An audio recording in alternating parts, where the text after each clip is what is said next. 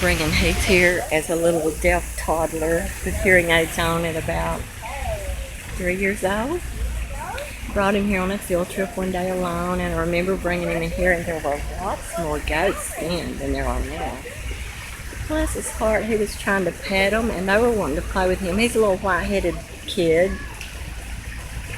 Cute little thing, and maybe they even hurt his hearing aid. I don't know, since they're animals, but they would just started jumping on him. They were wanting to play with him like he was their little brother or sister. It scared him to death.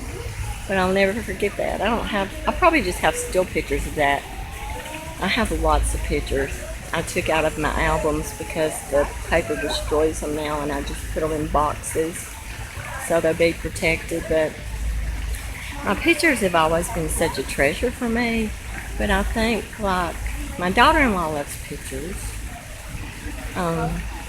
My sons, Heath and Jared, I feel like someday, if we're still here, rapture come on and take us. But I'm thinking, if I'm not here at some point in time, a lot of things I really cherish, like these pictures, are just going to be discarded. However, I have pictures from the 1800s that my grandmother, who died at almost age 91 when I was 17 years old in 1970. I have 10 type photos. I have photos of dead babies where they used to prop the babies up and make them in their christening gowns because they didn't have any pictures and they had passed away. I've got pictures of my Kelly House ancestors in Chickamauga, Chattanooga National Park, that my family moved to this area and lived in that cabin. It's still there. The captain's quarters for World War I. There at the park. Now they are rental apartments and big, there's some stores and different things. But my grandpa's sawmill crew and work crew built those. I have pictures of that being built as well, and I've cherished all those pictures. And they're just possessions you have while we're here.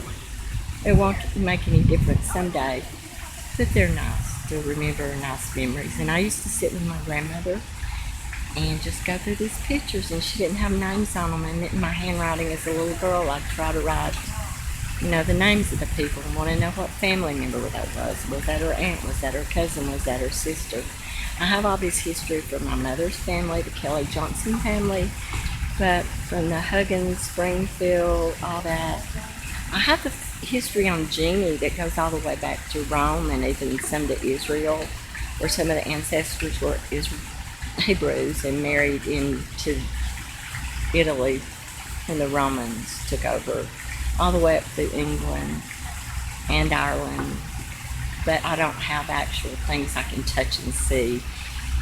My Johnson history, Potts history, Kelly history, I actually have family members that back in the 70s had made big books that have pictures and writings and comments even from my mother about her aunts, uncles, grandmothers, how they died, the story about the Kelly house, how the Northern soldiers came in, stole their horses. Very interesting.